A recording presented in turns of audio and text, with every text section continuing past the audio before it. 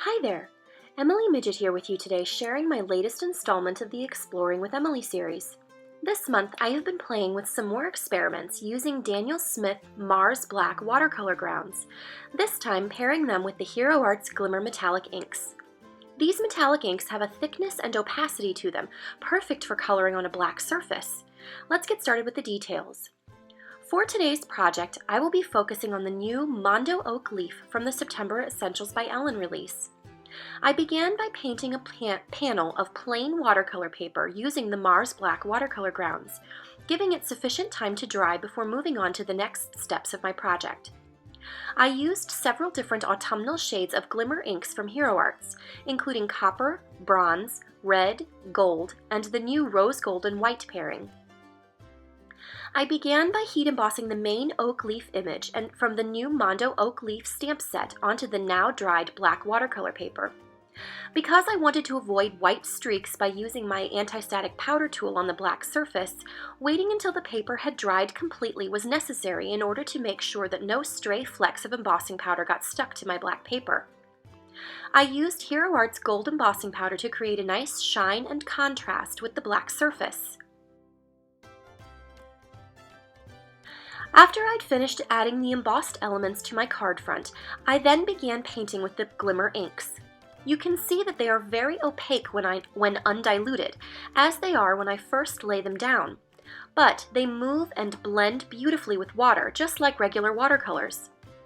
I wanted to create a colorful mottled leaf, so I laid down a random assortment of the red, copper, rose gold, and gold colors, easily blending them with each other using just a wet paintbrush.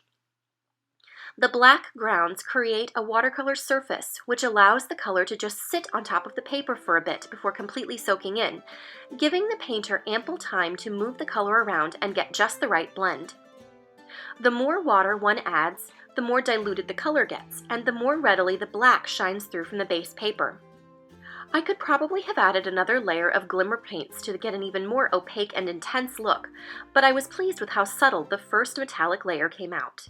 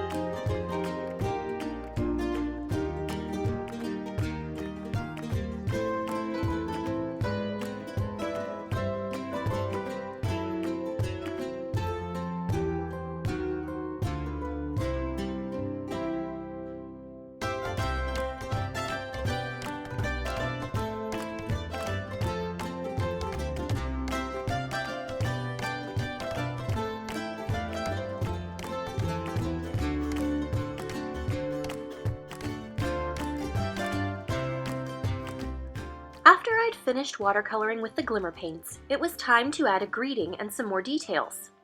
I used the Honeybee Stamps Grateful and Thankful stamp set and die cutting the Grateful from some sparkling gold cardstock, and heat embossing the rest of the greeting on some strips of black cardstock using gold embossing powder. To add a bit of interest to the greeting, I decided to layer the greeting on a piece of vellum die cut using the stitched hexagon, also from Honeybee Stamps.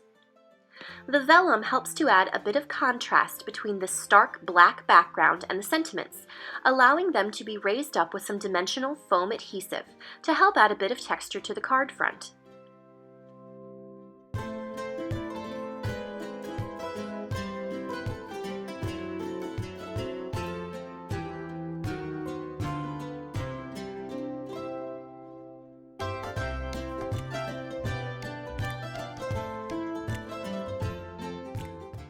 I also used a bit of twine to add a rustic element to the card front. I tied a simple bow and snuggled it up next to the vellum die cut. I hid the dimensional adhesive behind the die cuts to help keep the vellum nice and clean.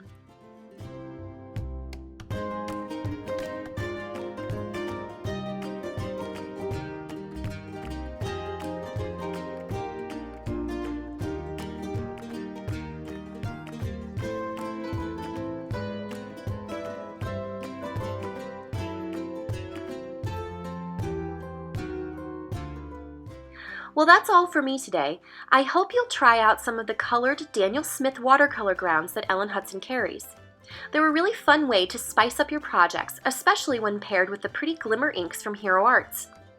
If you liked this video, please give us a thumbs up, and for more details on the products used, head over to the Ellen Hutson blog. Thanks so much for watching, and have a marvelous day!